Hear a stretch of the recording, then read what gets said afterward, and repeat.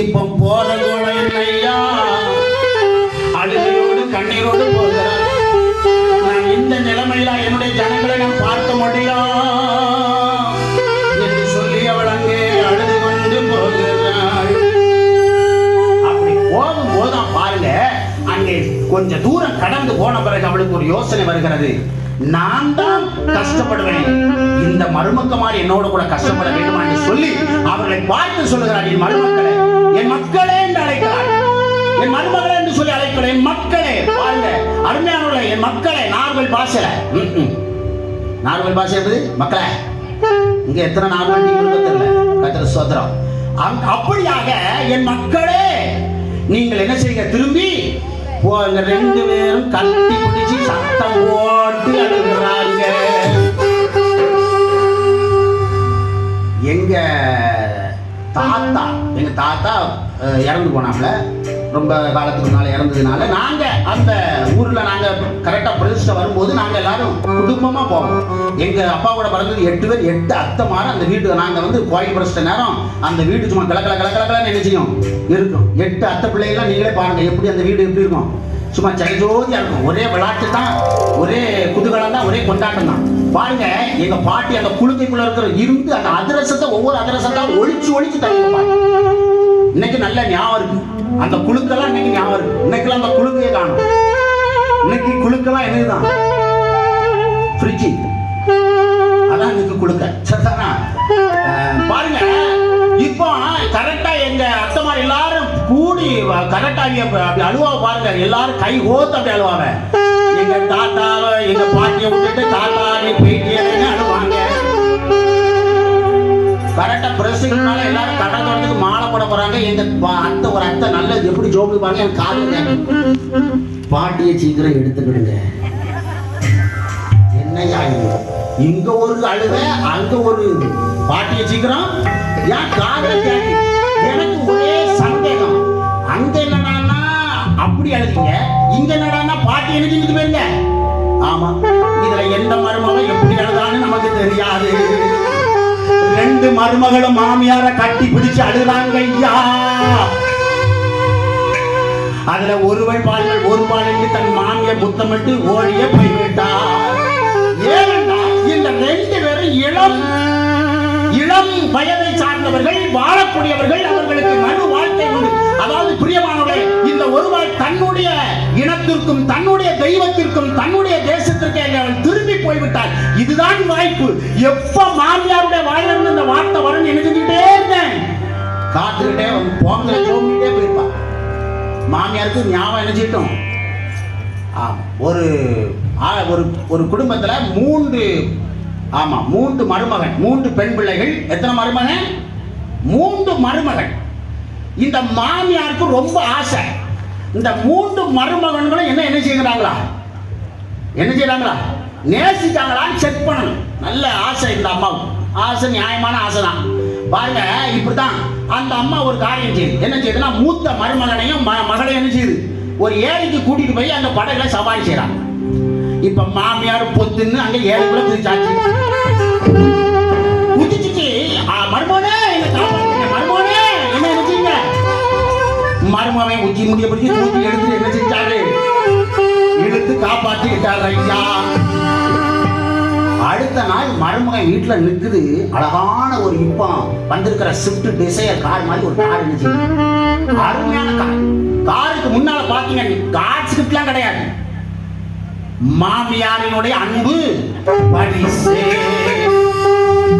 ஆமா, இப்போ 2ஆவது மருமனை செக் பண்ணு சொல்லிட்டு இதே மாதிரி 2ஆவது மருமனை ஒரு ஏரிக்கு கூட்டிட்டு போய் அந்த அம்மா டபக்குன்னு குதிக்க மருமையை உடனே என்ன செய்யறது, காப்பாத்திட்டார். இப்ப 2ஆவது மருமனுக்கு அடிச்சு பாருங்க லக்கு. அடுத்த ஒரு கார் அவர் வீட்டு முன்னால இவருக்கெல்லாம் தெரியாது, காரெல்லாம் கொடுத்தெல்லாம் தெரியாது. இவருடைய வீட்டு முன்னால கார் நிற்குது. அதே மாதிரி மாமியாரினுடைய அன்பு பரிசு. 3ஆவது மருமனை செக் பண்றாரு. அவர் கொஞ்சம் எல்லாம் விட்டான் பாருங்க. இது அதே மாதிரி படகுல சவாரி போய் கொண்டு போறாங்க. மாமியார் ஜெனிச்சுட்டு குதிச்சா, ஒரே குதிதான், தைரியமா குதிச்சுட்டு 2 மருமனை காப்பாத்தியாச்சு. இவர் சொன்னார் பாருங்க, பிள்ளைய வளர்த்துக்க, பிள்ளைய நீ இருக்கிறனால இவன் நிச்சயம் பண்ணுங்க. நிறைய வீடுகளை பாருங்க, குடும்பத்துக்குள்ள சண்டை மாமியாரால வரும். பத்திரிக்கலாம் கெட்டிருக்கிற புருஷன் கூட பேசாம முழுக்க முழுக்க போன இங்க தான் பேசுவேன். ஒரே இங்க தான் பேசியிருக்கோம் அம்மா கிட்ட. அருமையானவர்களே, கெட்டி அது இதுல கெட்டி கொடுக்கல, கெட்டி கொடுத்து வாங்கியாச்சு. என்னத்தான் வாங்க கெட்டி கொடுத்துற மாதிரி கொடுத்து என்ன செஞ்சிருது? எனக்கு தெரியும் ஒரு குடும்பத்துல பாருங்க, மாப்பிள்ளக்காரன் சோமண்ணி மாமியார சோமண்ணியா கொண்டுட்டான். ஏன்னா புருஷன்கார வந்தா நீ புருஷன்கிட்ட அம்மா பேசணும். அப்பவும் நீ போன்ல தடவிட்டு என்னம்மா வந்தீங்க, இவன் பார்த்தான் நீ இருக்கிறதுனால இவன் என்ன செய்ய மாட்டா. ஆமா நீ போ, என்ன போ அப்படின்னு சொல்லிட்டு அங்க அந்த அம்மாவை ஒரே போயிட்டான். அந்த அம்மா மடிச்சே போயிட்டு அடுத்த நாள் காலையில வீட்டு முன்னால நிக்கிறான். ஒரு பயங்கரமான இனோவா கார் நிக்குதுங்க. அதுல போட்டிருக்குது மாமா நாரின் அன்பு பரிசுன்னு. இந்த அம்மாவோட பாடத்துக்கு இவன் மருமகனுக்கு இந்த சந்தோஷத்தை பார்த்து பாரு, மாமனாருக்கு இந்த சந்தோஷத்தை பாருங்க ஐயா. அருமையானவங்க, இன்னைக்கு அப்படித்தான் இருக்கு. உள்ள ஒரு அன்பு, வெளியே ஒரு இந்த ஒருபாய் வெளியெல்லாம் பார்வைக்கு தான் நினைச்சுக்கிட்டு இருந்தா நடிச்சுக்கிட்டு இருந்தா. ஆனா சொன்ன உடனே ஒரே ஓட்டமா ஓடியே போயிட்டாள் ஐயா. ஆனா ரூத் அப்படி கெட்டி குடிச்சிட்டு விட மாட்டேன். ரூத் என்கிற பெயருக்கு அருமையான விளக்கம் தான். ரூபவதி, அழகான பெண், இளம்பெண். அருமையானவர்களே, இந்த ரூத் அழகான பெண்ணா இருந்தாலும் அவள் இஸ்ரவேலின் தேவன் எனக்கு வேண்டும் என்று கேட்டாள். நீர் ஆராதிக்கிற தெய்வம் தான் என்னுடைய தெய்வம். அந்த காலத்துல பாத்தீங்கன்னா தெய்வங்களை பெருசா மதிப்பாங்க. இப்பெல்லாம் 4 படிப்பு படிச்ச உடனே தெய்வம் யாருன்னு கேட்கறாங்க. நம்ம ஆளுக்க மாசம் 5 லட்சம் ரூபாய் சம்பளம் வாங்கினா கடவுளா யாருன்னு கேட்கறான். அமெரிக்காவில் அதானமா நடக்கு, ஜெர்மன்ல அப்படிதானமா நடக்கு. கொஞ்சம் படிச்சு நம்ம ட்ரெஸ், நம்முடைய உடை பாவனை எல்லாம் மாறின உடனே கர்த்தரா யார் அவரு? ஆண்டவருடைய தேவனுடைய பிள்ளைகளே, இன்றைக்கு வெளிநாடுகளில் பாருங்க, அநேக சபைகள் இன்றைக்கு தியேட்டர்களாகவும் மதுபான கடைகளாகவும் மாறுகிறதுக்கு என்ன காரணம்? என்ன தெய்வத்தை, நம்முடைய தாழ்வில் நம்மை நினைத்தவரை துதியுங்கள். வசனத்தை படிக்க பார்ப்போம். அவர் கிருபை என்றும் உள்ளது, புதுகளம் கொண்டாட்டமே என் இயேசுவின் சன்னிதானத்தில்.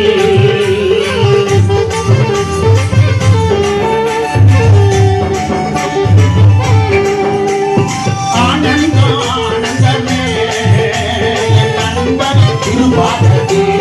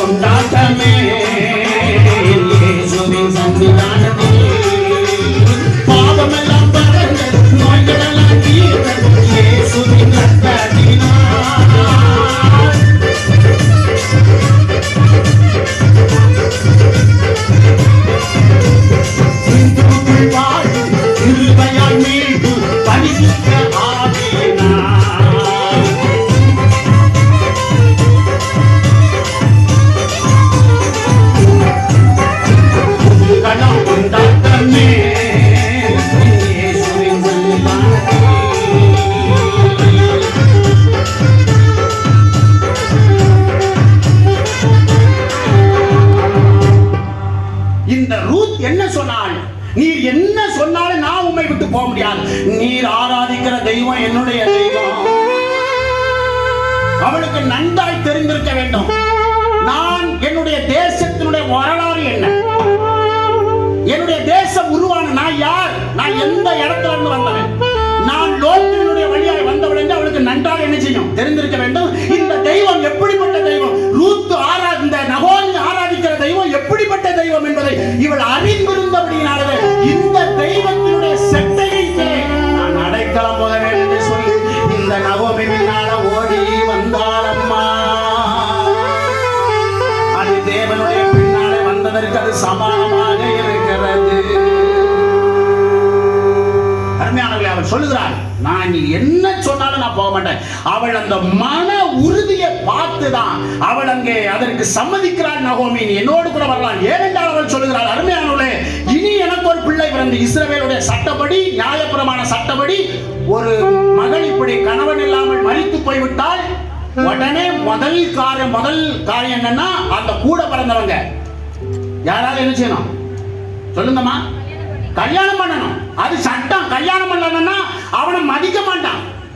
இது இஸ்ரவேலுடைய நியாயபரமான சட்டம். சரி, கூட பிறந்தவங்க இல்லையா, அருமையானது. அதனால தாமார் என்று சொல்லப்படுகிற அந்த பெண்ணை குறித்து நாம் வேதத்தில் நன்கு அறிவோம்.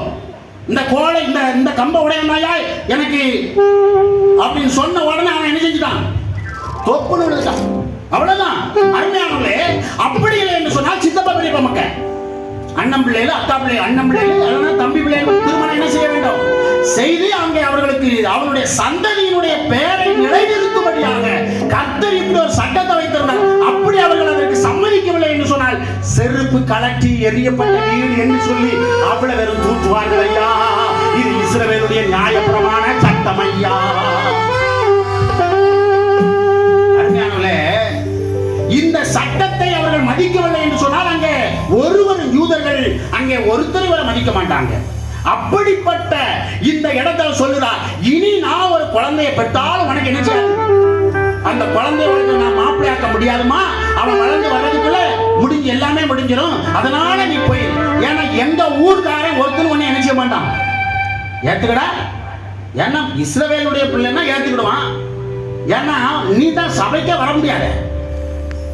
நீங்க தான் சபைக்கே வர முடியாது. அதனால அவன் சொல்றா, உன்னை இழிவா பார்ப்பாங்க, உன்னை தரக்குறைவா பார்ப்பாங்க, நீ போயின்னு சொல்றா. ஆனா அங்கே அவள் உறுதியாக நிற்கிறாள் ஐயா.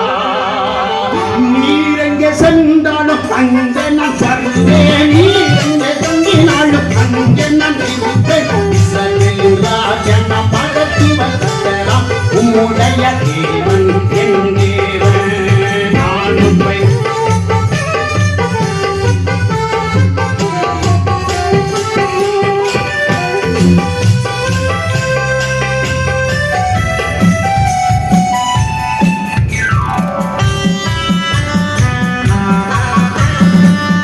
எங்கே மதிக்கிறோம் அங்கே நான் மதிக்கிறேன். நீ என்ன சொன்னாலும் அதை நான் கேட்பேன். அதனை அல்லாமல் வேறெந்த செயலும் உண்மை என்னையும் இருக்கிறாரே.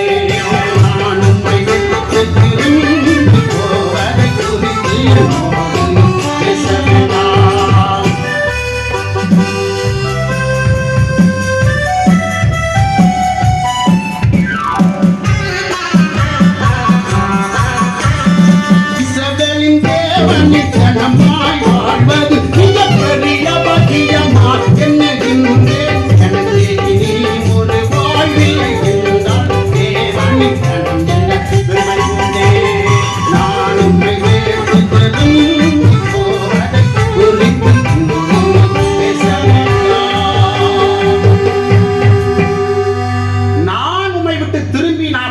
குறித்து பேசவேண்டா. நகோமி அவளுடைய உறுதியை பார்த்து, அருமையானவர்களே, அங்கே அவள் பின்னாலே போகிறாள். இஸ்ரவேல் மக்கள் அவளை பார்க்கிறார்கள். நகோமியை பார்த்து இது நகோமி தான் என்று கேட்கிறார்கள். நகோமியை பார்த்தவர்கள் கட்டி பிடித்து அழுகிறார்கள். என்னை நகோமின்னு சொல்லாதீங்க, என்னை மாறான்னு சொல்லுங்க. ஓன்னு கட்டி பிடிச்சு அழுகுது. அங்கே நகோமியை பார்த்து, உனக்கா இந்த நிலைமை? நீ எப்படி போனாய்? இங்க இருக்கிற யாரும் பஞ்சத்துல சாகலையா? ஏம்மா மோவாப் தேசத்திற்கு போனா? இங்க இருந்தா உனக்கு நாங்க ஏதாவது உதவி பண்ணிருப்போமா? யாருமே இந்த பஞ்சத்துல செத்ததாக வேதத்துல சொல்லப்படவில்லை. அருமையானவர்களே, அங்கே அவளை கட்டி பிடித்து அழுகிறார்கள். இவள் யார் என்று கேட்கிறார்கள். இவள் என்னுடைய மகனுடைய மனைவியாக இருக்கிறாள். இவளுடைய பெயர் ரூத் என்று சொல்லுகிறாள். ஒருவள் போய்விட்டால் இவள் வந்திருக்கிறாள். இவள் என் பின்னால்தான் வருவாள் என்று அவள் ஒரே முடியா சொல்லிக்கிறாள். வந்துட்டா என்று பின்னால் என்று சொல்லி. அருமையானவர்களே, அப்படியாக அந்த ஜனங்கள் அன்னைக்கெல்லாம் பாருங்க எவ்வளவு அன்பா வாழ்ந்திருக்கிறாங்க. ஒரு வீட்டுக்கு ஒரு 2 திருடன் போயிருக்கிறான். போய் அங்க இருக்கிற முதல்ல நேரா போய் அங்க இருக்கிற 2 பேர், ஆமா மாப்பிள்ளையும் அந்த அம்மாவும் இருக்கிறாங்க. 2 பேரும் கட்டி எழுதிட்டான். தூப்பாக்கிய ஒருத்தன் அடிச்சிட்டான். இன்னொருத்தன் போய் பீரோக்குள்ள இருக்கிற அவ்வளவு நகை அணிஞ்சிடான், போட்டு மடியில கொட்டுறான். உடனே இவா சொல்றா, ஐயா நல்லா இருப்பிய, என்னை விட ஏத்த விட்டு அவ எண்ணிக்கிறா. நான் 100 வச்சிருக்கிறேன்னா அவ எவ்வளவு வச்சிருக்கிறா? 200 பவுன் வச்சிருப்பான். அவளை விட்டாதீங்க அப்படின்னு சொல்லலாம். இவன் சொல்றான், அவ சொல்லிதான் அங்க வந்திருக்கிறேன். அவ சொல்லிதான் வந்திருக்க. அருமையானவர்களே, இன்னைக்குள்ள நிலைமை அப்படி ஆயிடுச்சு. எனக்கு ஒரு கண்ணு போனா அவனுக்கு எத்தனை கண்ணு போகணும்? அருமையானவர்களே, ஆனா அன்னைக்கு பாருங்க அந்த மக்கள் எவ்வளவு அன்பாக வாழ்ந்திருக்கிறார்கள். என்னைக்கும் ஓல்ட் இஸ் கோல்டு தான். ஆமா, இப்ப நம்ம ஊழியக்காரன் சொல்லிட்டு வந்தாலும் கதவை என்ன செய்ய முடியல ஐயா, துறக்கவே முடியல ஐயா. ஐயர்வாள் அந்த அங்கி போட்டுட்டு வந்தாலும் நம்ம என்ன செய்வோம், அது நம்ம ஐயர்வாள் தானா? ஏன்னா இப்ப யாராலும் அங்கி போட ஆரம்பிச்சேன். பாருங்க, ஒருத்தன் ஸ்டேட்டஸ்ல இப்ப போட்டிருக்கான், சீப்பி முத்தா ஒருத்தன், அவன் அங்கி போட்டுட்டு என்ன செய்யறான்? ஆமா, இப்போ ஒரு பாட்டு என்ன செஞ்சிச்சு, கத்தறைய நீ பாட்டு, அந்த பாட்டு பாக்கலையோ? தேவனுடைய பிள்ளை, இன்னைக்கு காலங்கள் எல்லாம் என்ன செய்து போயிட்டது, மாறி போயிட்டது. ஆனால் அன்றைக்கு பாருங்க, இந்த ஜனங்கள் அவ்வளவு நேசித்து அங்கே அவளுக்கு ஆதரவு உதவிகளை செய்து கொண்டிருக்கிறார்கள். அவளை அங்கே அருமையானவர்களை ஆதரிக்கிறதை பார்க்கிறோம். இவர்கள் கோதுமை அறுப்பின் காலத்தில் வருகிறார்கள். அந்த நேரம் வார்கோதுமை அங்கே விளைந்து கொண்டிருக்கின்ற காலம்.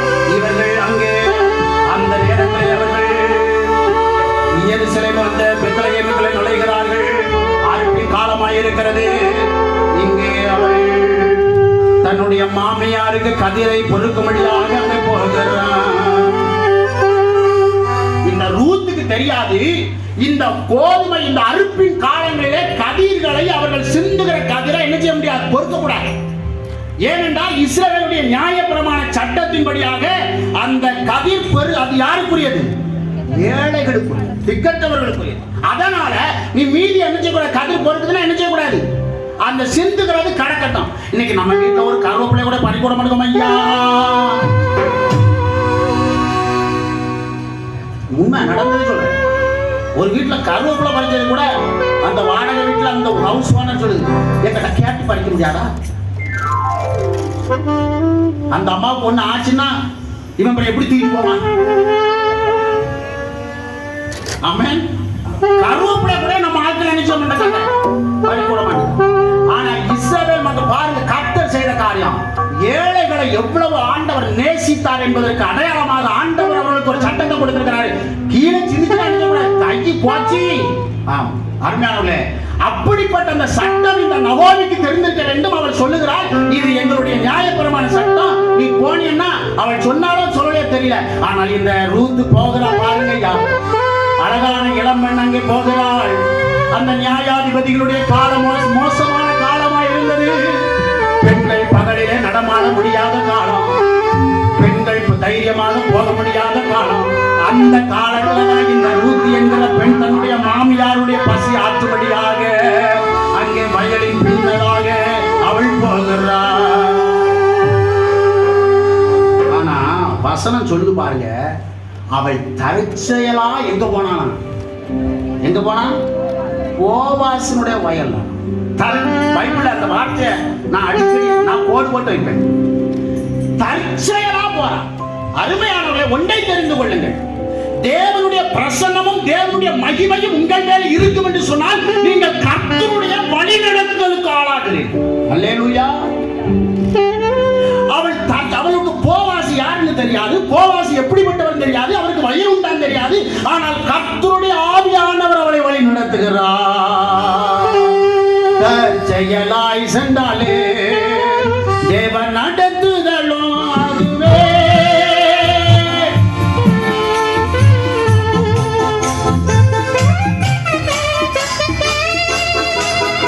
தற்செயலாய் சென்றாலே தேவன் நடத்துதலும் அதுவே. தேவன் தம் பிள்ளைகள் கரங்களை பிடித்து நடத்துவாக்கு இது சான்றிதுவே.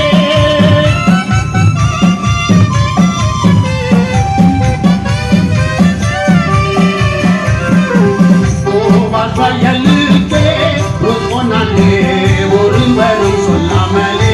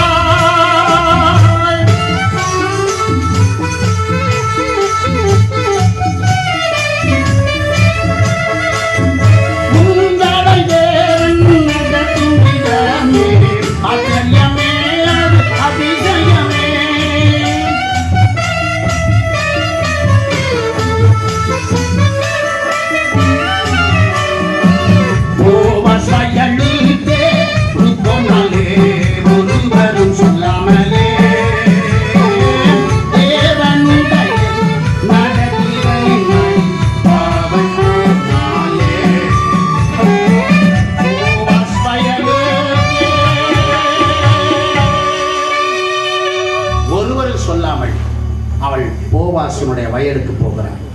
அருமையானவர்களே, நம்ம மேல ஆண்டவருடைய மகிமையின் பிரசன்னம் இருக்கும் என்று சொன்னார். நம்ம எதை குறித்து கலங்க வேண்டியதில்லை. ஆண்டவர் நம்மளை நன்மைக்கு ஏதுவாக என்ன செய்வார். சில நேரம் பாருங்க, நம்ம நான் ஜெபிக்கிற எனக்கு தாயா இவ்வளவு பிரச்சனைங்கிற மாதிரி இருக்கும். ஜெபிக்கும் பொழுதுதான் நம்முடைய பிரச்சனைகள் எல்லாம் என்ன செய்யும், கூடும். பார்த்திருக்கீங்களா? எத்தனை பேருக்கு அந்த அனுபவம்லாம் இருக்கு. எங்க அப்பாவுடைய மனம் திரும்புதலுக்காக ஜெபிக்கும் போது வண்டி அங்க கூட என்ன செய்யும், ஆமா போகும். மனம் திரும்புறதுக்கு வாய்ப்பே இல்லாத மாதிரி என்ன செய்யும். ஆனா கர்த்தர் கிரியை செய்கிறார் என்று நீங்கள் புரிந்து கொள்ளுங்கள். ஆமென். மோசே வந்து பார்வோனிடத்துல போய் சொல்லுகிறான், என்னுடைய ஜனங்களை என்ன செய்யணும், போகணும். அது வரைக்கும் வண்டி ஒழுங்கா தான் போய்கிட்டு இருக்கு. செங்கல் சுடுற வேலை, வயல்ல இருக்கிற வேலை. ஆனா அதுக்கு பிறகு அந்த செங்கல் சுடுறதுக்கு வைக்கோல நீங்களே போய் என்ன செய்யுங்க. இப்ப பிரச்சனை கூடுதையா. மோசே தேவனைகளை சந்தித்தான்னு சொன்னியப்பா, உனக்கு அடையாளம் வேற காட்டினாலும் சொன்னியப்பா. இப்ப வண்டி ரொம்ப மோசமா போகுதப்பா. மோசமா போற மாதிரி தான் இருக்கும். ஆனா கர்த்தர் வேலை செய்ய ஆரம்பிச்சுட்டாருன்னு நினைச்சுக்கிறேன். அல்லேலூயா. தேவனுடைய பிள்ளைகளை, ஆண்டவருடைய பிரசன்னம் நம்ம மேல இருக்கணும். ஏசாயா புத்தகத்துல சொல்லப்பட்டிருக்கிறது. என்ன சொல்லப்பட்டிருக்கிறது? 60ஆம் அதிகாரத்துல நீ என்ன செய், ஆமா, ஒரு கர்த்தருடைய மகிமை உண்மை உதித்தது. உதிக்கிறவன் ஒளியிடத்திற்கு ராஜாக்களும் அங்கே அவர்கள் என்ன செய்வார்கள், புறப்பட்டு வருவார்கள். தேவனுடைய பிரசன்னம் இருக்கிற இடம் ஆசீர்வாதம். தேவ பிரசன்னம் உங்க மேல இருக்கிறதா என்பதை நீங்கள் ஒவ்வொரு நாளும் சோதித்து பார்க்க அழைக்கப்படுது. அருமையானவர்களே, அவன் தற்செயலாய் அங்கே செல்கிறான். அது போவாசினுடைய வயலமாக இருக்கிறையா. ஆண்டவர் நடத்துகிறது ஆச்சரியம், அதிசயம் அல்லவா. அவர் நம்மளை ஒரு நாளும் கைவிடவே மாட்டார் ஐயா.